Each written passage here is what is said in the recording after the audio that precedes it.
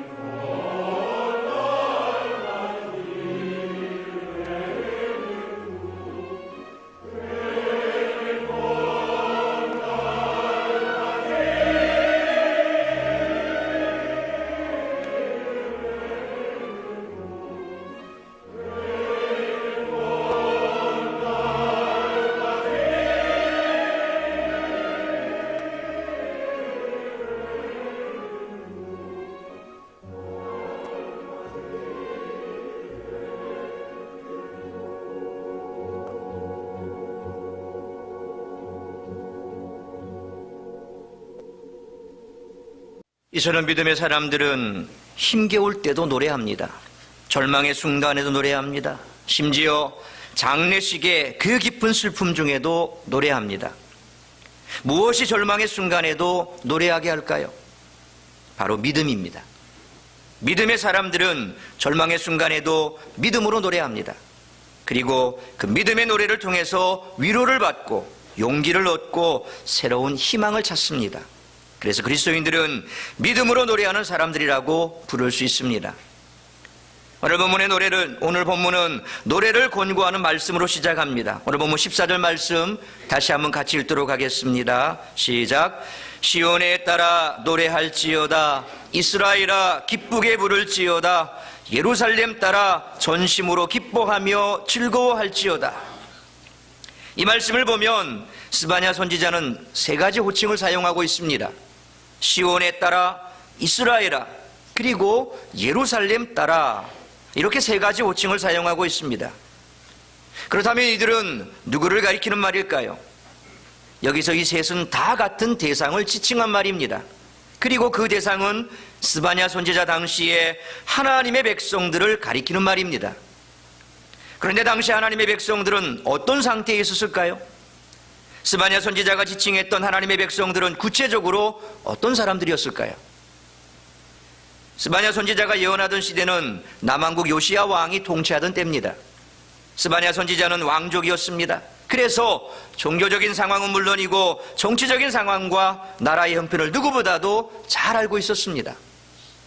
스바냐 선지자가 지켜보아야 했던 당시 남왕국 유다의 형편은 한마디로 말하면 총체적 위기 상황입니다. 당시 나라를 다스리던 요시야 왕은 8살에 왕위에 즉위했습니다.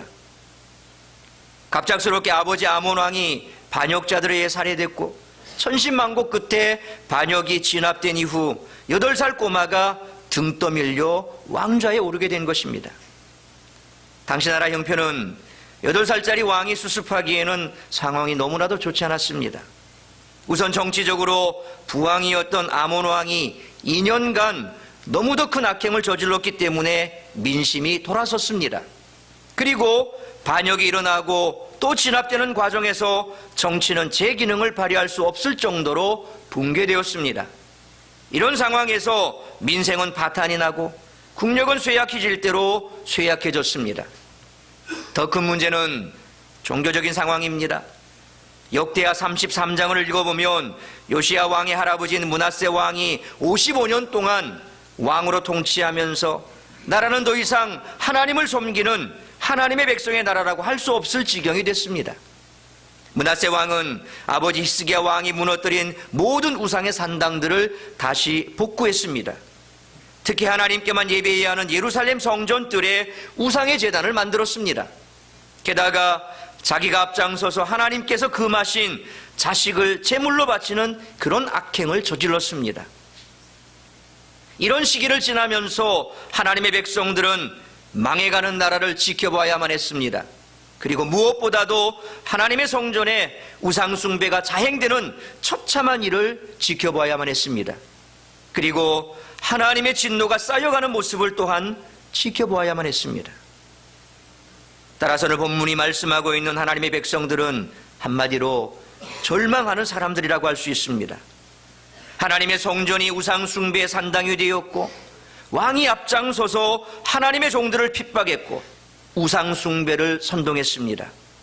이때 하나님의 백성들은 절망할 수밖에 없었던 것입니다.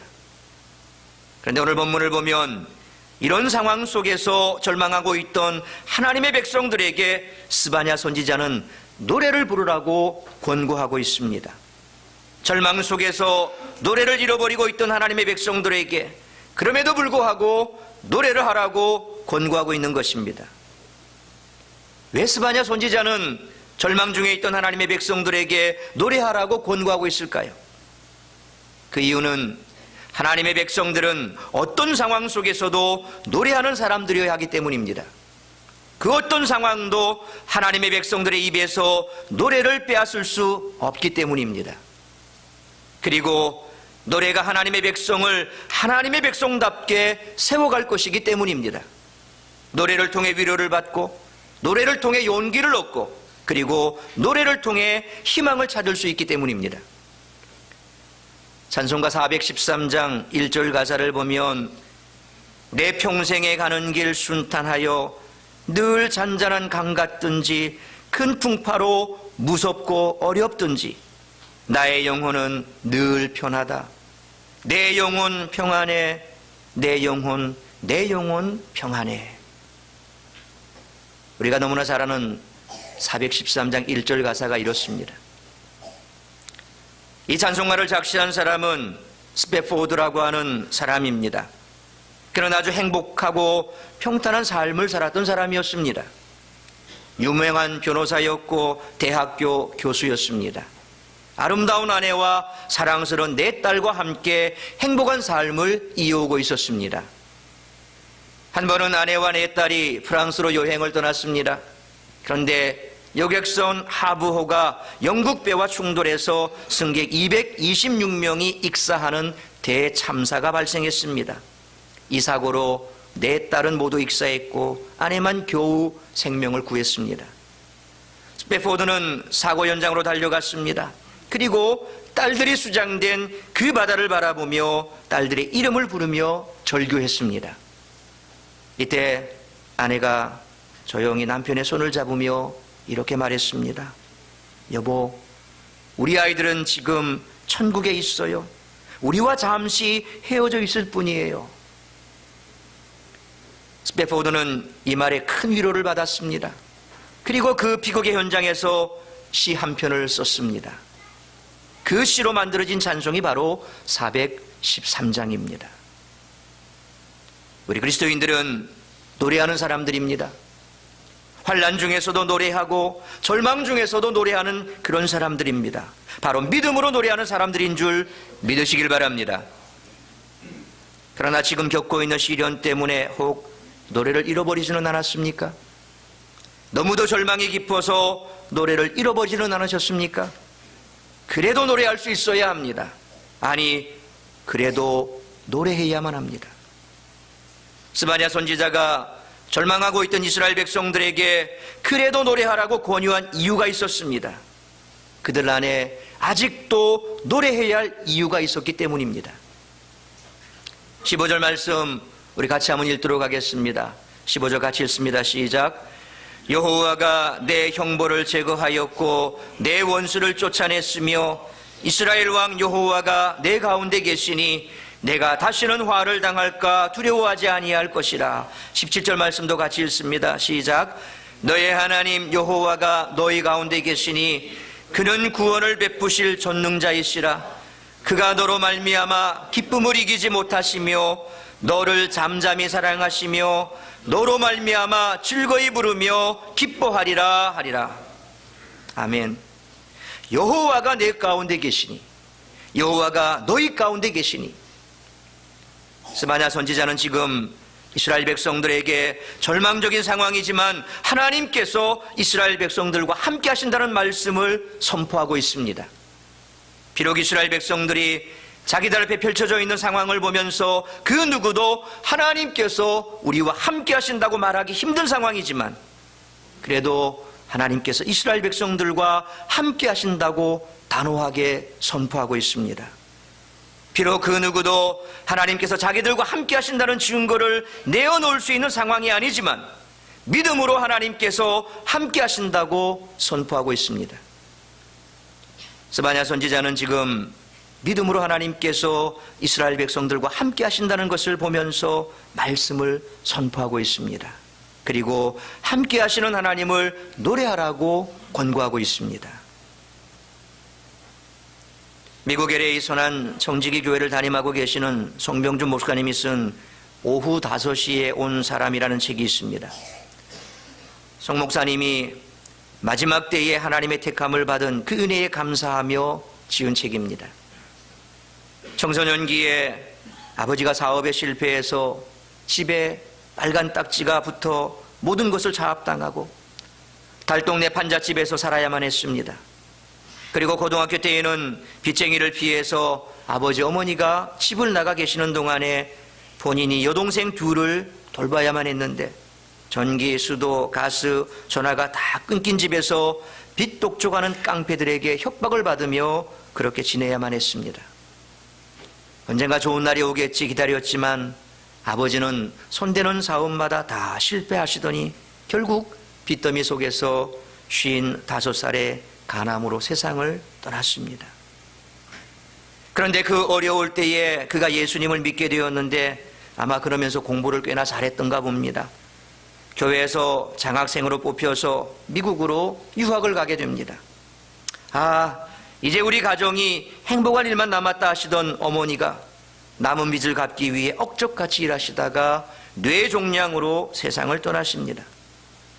부모에게 효도할 기회도 잃고 미국에서 공부하던 송 목사님은 달려와 통곡 속에 어머니 장례식을 마치고 집으로 가보니 그를 기다리고 있는 것은 막내 아들의 자폐증 판정이었습니다. 3년 동안 밤마다 아이가 울어서 이유를 몰랐는데 알고 보니 자폐증이라는 겁니다.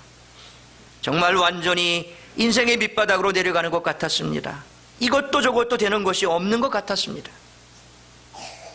이처럼 송병주 목사님에게 있어서 하나님은 기적으로 역사하시는 하나님이 아니라 침묵의 하나님이셨습니다. 마치 오후 5시에 하루가 끝나가기 전에 늦게 찾아오시는 하나님처럼 아무리 주님의 음성을 구해도 응답이 없으신 하나님께 절망과 실패를 거듭하면서 그는 하나님께 물었습니다. 왜 나에게 이러십니까? 왜 말씀이 없으십니까? 왜 나의 고난 중에 말씀이 없으십니까? 그는 절규했습니다. 그랬더니 하나님께서 십자가를 지고 있기 때문이다 이렇게 말씀하셨습니다. 하나님은 예수님이 십자가를 지실 때 아들의 고통을 어쩔 수 없이 그냥 바라보고만 계셨던 것입니다. 예수님 혼자 십자가를 져야 했기 때문에 사명과 계획이 있었기 때문에 십자가를 지는 동안 아무 말씀이 없으셨던 것입니다. 왜 내 인생 가운데 하나님은 침묵하게 계실까요? 이유는 십자가를 지고 있기 때문입니다. 그러나 그때에도 우리 주님이 함께 하고 계십니다. 엎드려 눈물로 기도하고 눈물로 기도할 때 이것을 깨닫는 순간 예수님의 십자가가 그의 삶 속에 은혜로 다가왔습니다. 예수님의 십자가가 인간의 눈으로 볼 때는 마지막이었지만 하나님의 눈으로 볼 때는 기적의 역사의 시작이었던 것입니다. 하나님은 예수님을 죽는 자리에까지 내려놓으시고 죽음을 통하여 다시 그를 일으키셔서 인류 구원의 역사를 완성하신 것입니다. 그래서 지금은 자폐아인 아들을 하나님께서 보내신 선물로 여기고 LA 선한청지기 교회 담임 목사로 행복하게 목회하고 있습니다. 그는 이렇게 고백합니다. 인생 최고의 순간에 처절한 좌절을 경험하고 나면 우리는 그것이 끝이라고 생각합니다. 하지만 나와 다른 시간표를 갖고 계신 하나님의 계획이 마침표를 찍으신 것이 아님을 기억해야 합니다. 하나님의 능력이 떨기나무 같은 우리를 통해 역사하십니다. 모두가 끝장이라고 더 이상 희망이 없다고 말할 때도 하나님은 우리를 포기하지 않으십니다. 그러므로 어떤 실패도 그 어떤 좌절도 씻을 수 없는 상처가 내 육신과 영혼을 핥히고 지나갔다 할지라도 하나님이 마침표를 찍으시기 전까지는 스스로 자신의 인생에 마침표를 찍지 마십시오. 송 목사님은 그렇게 말합니다. 모세는 80세의 부름을 받았습니다. 오늘 이 자리에 오신 여러분 가운데 나는 다 끝났다, 이제 나는 이 세상을 살 아무런 의미가 없다라고 생각하는 분 혹 계십니까? 바로 지금이 주님께 나와서 주님의 도우심을 간구할 때입니다. 주님이 여러분을 찾아오셔서 여러분을 붙들어 주시고 일으켜 세워주시고 놀라운 기적을 베풀어 주실 줄 믿으시길 바랍니다. 우리 동영상 함께 보시겠습니다.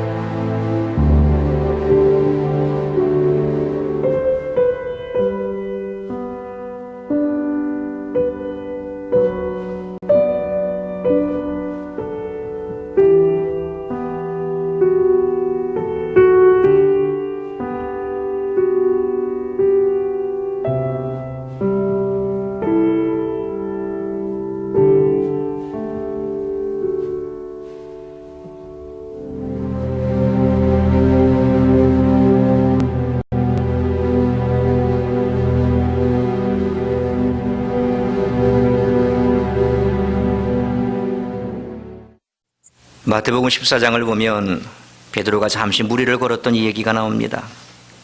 제자들이 배를 타고 갈릴리 바다를 건너다가 큰 풍랑을 만나 위기를 겪게 됐습니다.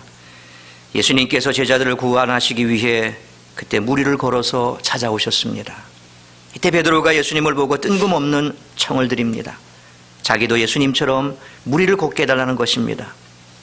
예수님께서는 그 청을 들어주셔서 오라 명령하십니다. 베드로가 말씀에 순종해서 물 위로 나갔습니다. 정말 예수님처럼 무리를 걷게 됐습니다. 그런데 그때 마침 강한 바람이 불어왔습니다. 폭풍 때문에 베드로에게 두려움이 밀려왔습니다.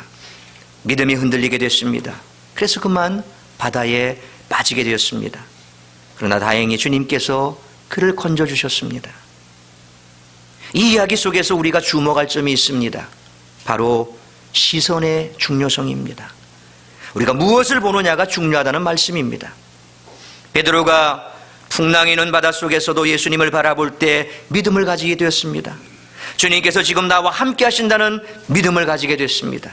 그래서 그 믿음으로 바다 위를 걸을 수가 있었습니다.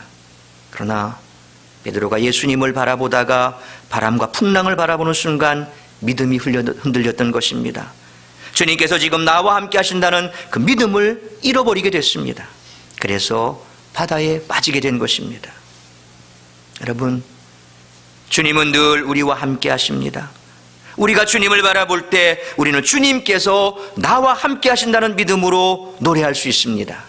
그러나 우리가 엄습해 오는 위기 상황을 바라볼 때 우리는 주님께서 나와 함께 하신다는 믿음을 잃어버리게 되고 노래마저 할 수 없게 될 것입니다. 이럴 때 주님께 우리의 시선을 고정해야 합니다. 우리를 유혹하는 세상에 한눈 팔게 되면 주님께서 나와 함께 하신다는 믿음을 잃어버리게 됩니다. 우리를 두렵게 하는 위기 상황을 바라보게 되면 주님께서 나와 함께 하신다는 믿음을 잃어버리게 됩니다. 그래서 우리는 노래를 잃어버리게 됩니다. 찬양을 잃어버리게 됩니다. 시선이라고 하는 복음성이 있지요. 그 가사가 이렇습니다. 내게로부터 눈을 들어 주를 보기 시작할 때 주의 일을 보겠네. 내 작은 마음 돌이키사 하늘의 꿈 꾸게 하네. 주님을 볼 때 모든 시선을 주님께 드리고 살아계신 하나님을 느낄 때 내 삶은 주의 역사가 되고 하나님이 일하기 시작하네. 성령이 나를 변화시켜 모든 두려움 사라질 때 주의 일을 보겠네. 황폐한 땅 가운데서 주님 마음 알게 되리. 주님을 볼 때 모든 시선을 주님께 드리고 전능하신 하나님을 느낄 때 세상은 주의 나라가 되고 하나님이 일하기 시작하네. 주님의 영광 임하네. 주 볼 때. 지금 이 시간 다시 주님을 바라보십시오. 주님께 시선을 고정하십시오. 그리고 주님께서 나와 함께 하신다는 믿음을 회복하십시오. 그러면 다시 노래할 수 있습니다. 오늘 본문 19절을 보면 이렇게 말씀하고 있습니다. 우리 19절 말씀 같이 읽도록 하겠습니다. 19절 말씀 같이 봅니다. 시작. 그때에 내가 너를 괴롭게 하는 자를 다 보라고 저는 자를 구원하며 쫓겨난 자를 모으며 온 세상에서 수욕받는 자에게 칭찬과 명성을 얻게 하리라. 아멘. 스바냐 선지자는 절망하고 있는 이스라엘 백성들에게 하나님께서 이스라엘 백성들을 위해 일하고 계신다고 말씀하고 있습니다. 그래서 장차 괴롭게 하는 자들을 벌하실 것이고 저는 자를 구원하시고 쫓겨난 자를 모으시고 온 세상에서 수욕을 받는 자에게 칭찬과 명성을 얻게 하실 것이라고 말씀하고 있습니다. 스바냐 선지자는 절망 중인 상황 가운데서도 하나님께서 자기들을 위해 일하고 계신다는 사실을 믿었습니다. 그리고 그는 이스라엘 백성들에게 이 사실을 지금 전하고 있습니다. 그러니까 이스라엘 백성들에게 자신들을 위해 일하고 계시는 하나님을 믿고 다시 노래를 부르라고 말씀하고 있는 것입니다. 미국인 선교사 크리스토 윌슨이라는 선교사가 아프가니스탄에서 사역하고 있을 때 일입니다. 갑자기 전염병이 돌아 양들이 죽어나가는 것입니다. 나라가 큰 어려움을 겪게 됐습니다. 그리고 이 일은 선교사에게도 큰 장애가 됐습니다. 윌슨 선교사가 하나님 앞에 간절히 기도했습니다. 그때 마음속에 오리를 키우면 좋겠다는 생각이 떠올랐습니다. 하나님께서 주신 마음으로 믿고 미국에서 오리알을 들여왔습니다. 들여온 24개 알 가운데 겨우 2개만 부화했습니다. 그런데 그 이후 이 오리들이 알을 낳고 오리수가 점점 많아졌습니다. 재밌는 것은 오리들은 먹성이 너무 좋아서 그들이 지렁이를 잡아먹기 시작했습니다. 그런데 오리수가 크게 늘어나자 먹거리가 부족해진 오리들이 이제는 뱀까지 잡아먹기 시작했습니다. 그래서 아프가니스탄에서 뱀의 수가 급격하게 줄어들었습니다. 근데 놀라운 것은 뱀들이 사라지면서 양들의 전염병이 사라지기 시작한 것입니다. 나중에 밝혀진 사실이지만 양들의 전염병을 옮긴 것이 뱀이었던 것이었습니다. 이 사실을 알게 된 국왕이 윌슨 선교사를 불러 큰 상을 주며 치하했습니다. 그러면서 아프가니스탄에서 선교할 수 있도록 특별히 기회를 주었습니다. 그래서 이 일로 선교의 길이 활짝 열리게 됐던 것입니다. 윌슨 선교사는 다시 한번 하나님께서 자기를 위해 일하고 계셨다는 사실을 깊이 깨닫게 됐던 것입니다. 하나님께서는 하나님의 방법으로 하나님의 백성들을 위해 일하고 계신 줄 믿으시길 바랍니다. 하나님의 백성들이 위기를 만나서 절망할 상황이지만 하나님께서는 하나님의 백성들을 위해 일하고 계십니다. 그리고 그 가운데서도 하나님을 찬양할 수 있다는 것입니다. 사랑하는 성도 여러분, 하나님께서는 지금도 여러분을 위해 일하고 계십니다. 이 사실을 믿어야 할 것입니다. 눈으로 볼 수 없다고 해도 보이지 않는 손길로 일하고 계심을 믿어야 할 것입니다. 그러면 노래할 수 있습니다. 절망 중에도 노래할 수 있습니다. 죄송합니다. 지하에 교회차 어떻게 주차하셨습니까? 저한테 계속 전화 옵니다. 내려가 보세요. 하나님께서는 오늘 우리에게 노래하라고 명하십니다. 믿음의 노래를 부르라고 말씀하고 계십니다. 깊은 슬픔 중에 있어서도 노래하라고 말씀하고 있습니다. 절망 중이라도 노래하라고 말씀하고 있습니다. 노래할 상황이 아니어도 노래하라고 말씀하고 있습니다. 그 노래가 우리를 위로할 것이기 때문입니다. 그 노래가 우리에게 용기를 줄 것이기 때문입니다. 그 노래가 우리에게 희망을 줄 것이기 때문입니다. 그러므로 어떤 상황에서도 하나님께서 내 인생의 마침표를 찍기 전까지 믿음으로 노래할 수 있는 우리 모두가 될 수 있기를 주의 이름으로 축원합니다. 기도하겠습니다.